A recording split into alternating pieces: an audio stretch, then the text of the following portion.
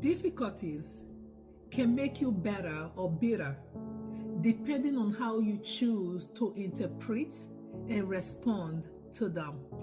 Difficulties in life can make you stronger and more resilient, or they can lead to bitterness or resentment. At times, life is not fair. We all know that.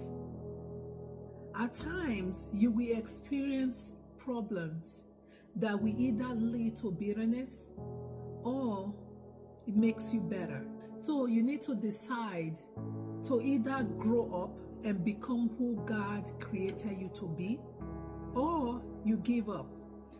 The decision is yours. How will you handle the tough times in your life? When you go through those difficult times, what happened to you is not as important as what happens inside of you. Because what happens inside of you is what you carry into eternity. What happened inside of you is what shapes your character. Act 27 discussed the 3 ways we should not handle challenges. Number 1, do not drift. In the book of Acts 27:15, we learn about the story of Paul when Paul was in a ship with other prisoners. They were being transferred to Rome. So they were stuck in the sea for 14 days and did not see the sun. So the ship did not have any bearing and they started to drift. You see, when we go through difficulties in life, some of us start to drift through life with no goals, no purpose, no dreams. The problem with coasting is that you are heading downhill.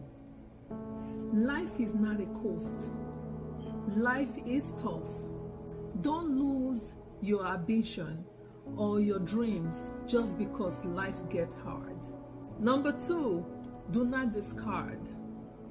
We learned in the book of Acts 27 verses 18 that the men in charge of the ship started to discard the cargo and the food because they wanted to lighten the weight of the ship.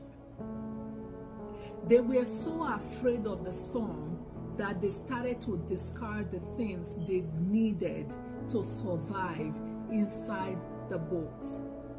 When we get in a storm and stress becomes unbearable, we tend to let go people and things we normally would not let go in better times.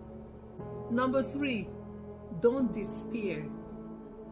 We learned in the book of Acts 27:20, after 14 days of being in total darkness, and there is no food because they've already threw out their food, the passenger of the boat gave up.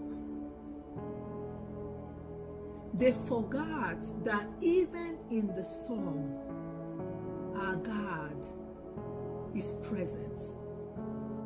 Family, God has not left you. Even when you don't feel Him, believe that He is there with you always.